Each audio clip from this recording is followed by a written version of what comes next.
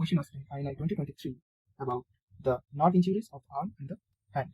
Okay, so what the question was: a 25-year-old male presented with the symptoms of inability to flex the distal interphalangeal joint in the 4th and the 5th digits. He was also not able to hold a piece of paper between his fingers. So what is the likely site of injury? So first we have, and there was an image given about 4 sites here, here, here, here. So first we have to identify the sites.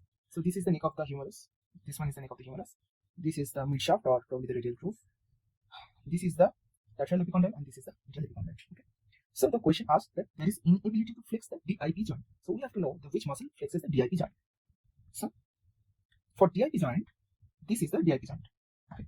So which muscle supplies the flexes the DIP joint? The nerve that flexes the muscle that flexes the DIP joint is the flexor digitorum profundus. Okay. The flexor digitorum profundus tendons ends at the distalmost phalanx and causes the flexion of DIP, and the flexor digitorum superficialis ends at the secondus phalanx, and causes the flexion of the proximal interphalangeal joint. Okay, so these are the proximal interphalangeal. So we are talking about DIP. So this is the FDP. So FDP has dual supply. You have to note that FDP has dual supply. Okay, the medial side. This is the medial side. The medial side is supplied by the ulnar nerve. Okay, and the lateral side is supplied by the median nerve. Okay, so we are talking about the 1, 2, 3, 4, 5. The 4th and the 5th finger DIP. So since the lateral part of the FDP is supplied by the ulnar nerve, so we are considering that 4th and 5th finger damage is done due to ulnar nerve damage. So we have to now know the course of ulnar nerve from where it goes. So as we can see in this picture, that the ulnar nerve goes medially and goes behind the medial epicondyle, and through the forearm it reaches the wrist.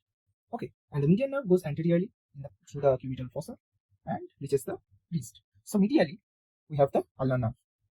So therefore, an injury to the medial epicondyle will cause the ulnar nerve injury. So our answer would be the site 4, that is the medial epicondyle damage, cause this injury as it is described in the question. Okay.